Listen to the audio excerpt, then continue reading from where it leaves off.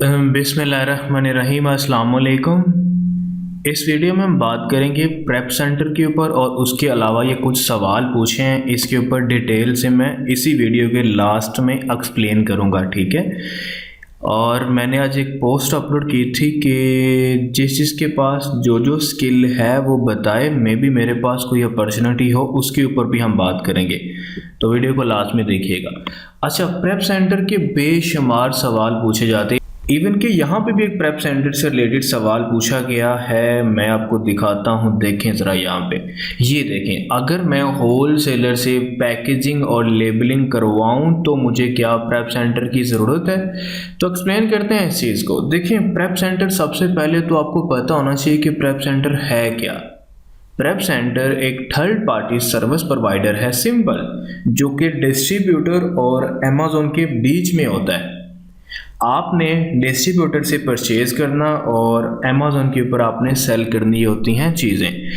But अगर distributor आपको बोले कि मैं लेबल्स नहीं लगा के दूंगा, तो फिर आपने अमेज़न और डिस्ट्रीब्यूटर के बीच में एक थर्ड पार्टी सर्विस अरेंज करनी होती है, जिसको हम प्रेप सेंटर बोलते हैं। अब यहाँ पे सवाल ये है कि प्रेप सेंटर की ज़रूरत क्यों पड़ती है, किस सिचुएशन में हमें प्रेप सेंटर की ज़रूरत पड़ सकती है। आप एक डिस्ट्रीब्यूटर के पास जाते हो, आप उससे कोई इन्वेंट्री बाय करते हो, आप वो पैक की शक्ल में है, 24 का पैक है या 50 का पैक है, बट अमेज़न के ऊपर तो वो सिंगल यूनिट के हिसाब से सेल हो रहा है। आपने तो अमेज़न के मुताबिक उसको मतलब भिजवाना है ना अमेज़न के वेयरहाउस में। आप ये तो नहीं है कि लिस्ट में वो सिंगल यूनिट के हिसाब से सेल हो रहा है, आप 50 का पैक डायरेक्ट भिजवा दो।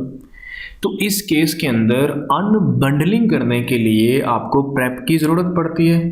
समटाइम डिस्ट्रीब्यूटर से आपको सिंगल यूनिट मिल रहा होता है और आप अमेज़न के ऊपर देखते हो तो 2 का पैक सेल हो रहा होता है। फिर आपने डिस्ट्रीब्यूटर से पकड़ना और प्रेप सेंटर के पास भिजवाना, उसको बोलना 2 का पैक कर दो। उसके बाद लेबलिंग वगैरह आप उसी को सेंड कर देते हो, वो लगा के अमेज़न के वेयरहाउस में उसको शिप कर देता है, या थ्रू अमेज़न है जो शिपिंग पार्टनर है, आप उसके थ्रू उसको शिप करवा सकते हो। अब डिस्ट्रीब्यूटर, मोस्टली डिस्ट्रीब्यूटर आपको ये बोलेंगे कि हम ये सर्विस प्रोवाइड नहीं करते, इसके ऊपर टाइम लगता है और मैं ये नहीं प्रोवाइड करता। तो उस केस के अंदर आपने प्रेप सेंटर को ढूंढना है।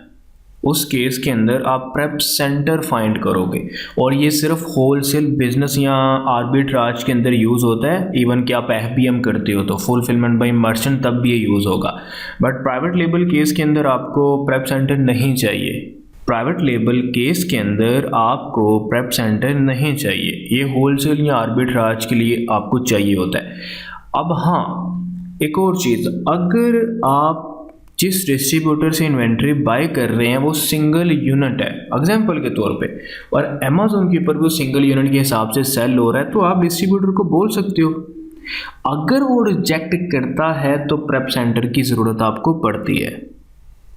अगर वो कहते हैं, जैसे मैं ही आपका डिस्ट्रीब्यूटर हूँ, मैं कहता हूँ ठीक है मैं लेबल लगा दूंगा, अनबंडलिंग या बंडलिंग करने में टाइम लगता है, तो उसमें मैं आपको रिजेक्शन दे सकता हूँ। अदरवाइज़ अगर मुझे सिर्फ लेबल लगाने हैं तो वो नॉट अ बिग इशू, मैं लगा दूंगा, आपने मुझसे पूछना है, चार्ज कर लूँगा। अगर मैं कहता हूँ जी मैं लगा के नहीं दूंगा, तो उस केस के अंदर आपको प्रेप सेंटर चाहिए। अब सवाल यहाँ पे ये भी होता है कि क्या सर हमारा अगर कोई जानने वाला उस कंट्री में बैठा है तो हम उसकी सर्विस यूज़ कर सकते हैं, मतलब उसको, मतलब हम वहाँ इन्वेंट्री भिजवा सकते हैं। देखें, अगर तो जिस स्टेट का प्रेप सेंटर है यहाँ पे बहुत ही इंपॉर्टेंट है। ऐसा नहीं होता कि इस स्टेट का मतलब फ्लोरिडा का प्रेप सेंटर है और आप मतलब आपका डिस्ट्रीब्यूटर जो है फ्लोरिडा के अंदर और आप प्रेप सेंटर उसका वर्जीनिया में ढूंढ रहे हो, ऐसा नहीं होता। उसी स्टेट में या उसी के सराउंडिंग में आपको प्रेप सेंटर की ज़रूरत होती है। प्रेप सेंटर कैसे फाइंड करते हैं? सिंपल, मैं आपको बता देता हूँ, मैं तो नेक्स्ट वीडियो में आपको सारा करके दिखा दूंगा। आपने ये देखना होता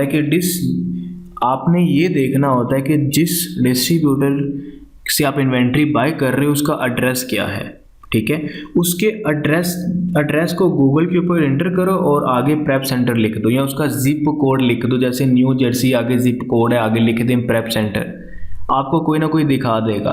या गूगल मैप के ऊपर जाके आप लिख सकते हो, वहाँ पे आपको दिखा देते हैं। तो कोशिश ये होती है कि उसी स्टेट का प्रेप सेंटर हो और हमारा जो डिस्ट्रीब्यूटर है उसी के सराउंडिंग में बिल्कुल पास हो, कोई मिल जाए हमें, ताकि हमें वो शिपिंग बच जाएगी। अदरवाइज़ वो चार्ज करते हैं आपको अगर डिस्टेंस ज़्यादा होता है तो। मैंने बता दिया आपको प्रेप सेंटर क्यों चाहिए, किस केस में चाहिए, और उसके अलावा ये भी आपको बता दिया कि प्रेप सेंटर मतलब कोशिश ये करते हैं कि उसी स्टेट का मिले और हमारे जो डिस्ट्रीब्यूटर का एड्रेस है उसके बिल्कुल पास पास हो वो। इसके ऊपर डिटेल्स एक अलग से वीडियो बनाऊंगा, वो लाजमी देखिएगा आप, ठीक है।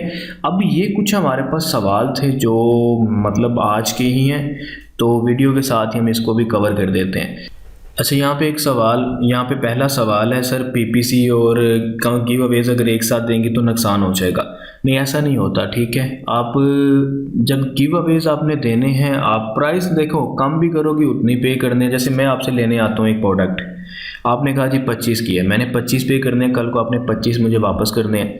अगर आपने डिस्काउंट मतलब कम करके आपने कहा जी मैं 10 की दूंगा, तो मैंने आपको 10 दिए, वापस भी आपने मुझे 10 देने हैं, तो जितने मैं दूंगा उतने ही वापस आने हैं ना, तो इसमें कोई इशू नहीं है। आप ना भी कम करोगे प्राइस, कोई मसला नहीं है। कौन सी मतलब फ्री देनी है ना, तो जितनी वो अमाउंट दे रहा है उतनी आपने रिटर्न कर देनी है उसको। तो पीपीसी के ऊपर काफ़ी वीडियोस भी हैं, वो भी देखे हैं। पीपीसी हमें ऑटो मैनुअल, स्टार्टिंग के ऊपर ऑटो चलाते हैं, मैनुअल चलाते हैं, आस्ता आस्ता उसकी ऑप्टिमाइजेशन करते हैं। जैसे मतलब हमारी जो ऑर्गेनिक पोजीशन होती है वो मतलब पहले दूसरे पेज की तरफ मूव करती है, तो हम तब गिव अवे स्टार्ट कर देते हैं। हम कभी भी स्पॉन्सर कैंपेन के ऊपर क्लिक करवा के गिव अवेज नहीं देते। हम सामने वाले को बताते हैं यार, जब अगर कोई चीज़, अगर हमारा कीवर्ड सर्च करते हो तो टॉप ऑफ द सर्च भी हमें आपको हमारी प्रोडक्ट नज़र आएगी, जो कि जिसके नीचे लिखा होगा स्पॉन्सर। आपने उसके ऊपर क्लिक नहीं करना, आपने पहला पेज, दूसरा पेज, तीसरे पेज में देखना है, वहाँ जो ऑर्गेनिक पोजीशन है उसको आपने ओपन करना है। और उसके बाद नेक्स्ट नीचे लिखा या अल्हम्दुलिल्लाह earning through Shopify store designing skill, माशाल्लाह वेरी गुड। अच्छा, यहाँ पे एक सेकंड कमेंट है जो कि मैंने पोस्ट अपलोड की थी कि आप कोई स्किल के ऊपर काम कर रहे हो, कोई अर्निंग की है, तो यहाँ पे एक सेकंड मैसेज आया दयाम का, sir Google ad service offer करता हूँ, फाइवर से $1400 अर्न किए, माशाल्लाह नॉट बैड, बट अब लास्ट 2 मंथ से गिग डी रैंक को है। देखिए गिग को रैंक करें तो 4-5 रिव्यूज़ लें, जिस तरह हम अमेज़न के ऊपर गिव अवेज देते हैं। ऊपर मैंने बताया गिव अवेज मतलब क्यों देते हैं, तो यहाँ पे भी आप रिव्यू ले सकते हो। फाइवर के रिव्यूज़ भी होते हैं, अमेज़न के, फेसबुक के ऊपर ग्रुप बने होंगे रिलेटेड टू फ्रीलांसर, वहाँ पोस्ट अपलोड करें, काफ़ी लोग आपको मिल जाएंगे।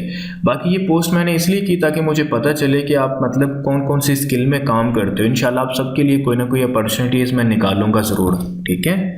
इंशाल्लाह अल्लाह बेहतर करेगा, परेशान नहीं होना। नीचे यहाँ पे है AP wholesale business company formation, Amazon seller central setup, Amazon wise account good हो गया।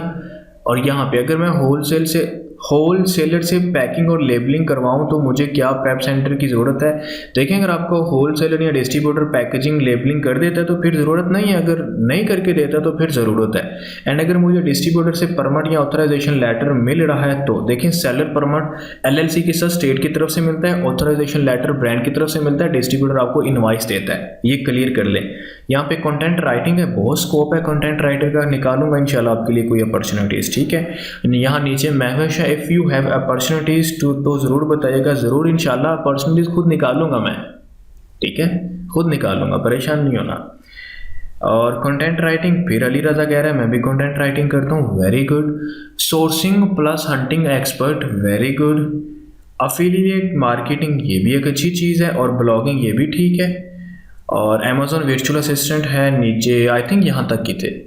तो ये पोस्ट करने का मकसद ये था कि मैं देख सकूं कि मतलब कौन कौन है आप में से जो काम कर रहे हैं किसी भी स्किल में या क्या कर रहे हैं। तो अभी तक तो ये 4 मतलब 5-6 लोगों ने कमेंट किए हैं, तो इंशाल्लाह इन फ्यूचर मैं निकालूंगा आप सबके लिए कोई ना अपॉर्चुनिटीज़, अल्लाह बेहतर करेगा, यकीन अल्लाह पे रखना है, मेहनत करें। और ये जो ऊपर हाँ $1400 बता रहे थे ना आप, क्या नाम था, कहाँ गए, हाँ गूगल ऐड से। आप ऐसे करें, आप ना अपनी गिग को रैंक करें, मतलब 4-5 उसके रिव्यूज़ लें और ऑटोमेटिकली वो नॉर्मल सर्च में आ जाएगी, आपको ऑर्डर आना शुरू हो जाएंगे। अगर आपने $1400 अर्न किए हुए ऑलरेडी तो फिर आप मतलब डी रैंक क्यों होगी वो। हमेशा अक्सर मतलब ज़्यादातर ऐसा होता है मतलब कि आपको जब फाइवर से ऑर्डर आने शुरू हो जाते हैं, आपकी अर्निंग स्टार्ट हो जाती है, तो एवरी वीक हम ना 1-2 फेक रिव्यू भी ले लेते हैं, मतलब हम पे करके रिव्यू ले लेते हैं ताकि हमारी रेटिंग मेंटेन रहे। तो इस तरह करना चाहिए आप लोगों को भी। तो आप अगर अर्निंग ऑलरेडी कर रहे हो तो डेफिनेटली आप उसको दोबारा रैंक करें। और उसके हाँ अपवर्क से उठाया है, बस अब सोच रहा हूँ ऑनलाइन आर्बिट्राज। हाँ मैंने आपका पहले मैसेज देखा था यहाँ पे ऑनलाइन आर्बिट्राज का कह रहे थे, वही कोई इशू नहीं है, ऑनलाइन आर्बिट्राज भी आप साथ करें, लेकिन इस गिग को रैंक भी करें जो फाइवर के ऊपर है। बाकी इंशाल्लाह मैं करूँगा आपसे कॉन्टैक्ट, आपसे नहीं सबसे ही करूँगा आस्ता आस्ता ना। जिस जिस स्किल में जो जो मास्टर है, एक्सपर्ट है, कुछ अर्निंग की हुई है और उसे कॉन्फिडेंस है कि हाँ भाई मेरे पास ये नॉलेज है और मैं इस चीज़ में एक्सपर्ट हूँ, तो डेफिनेटली मैं उनके लिए एक अपॉर्चुनिटीज़ निकालूंगा। बाकी आप अपना ख्याल रखिएगा, इंशाल्लाह नेक्स्ट वीडियो में देखते हैं, बात करते हैं। अल्लाह हाफिज़।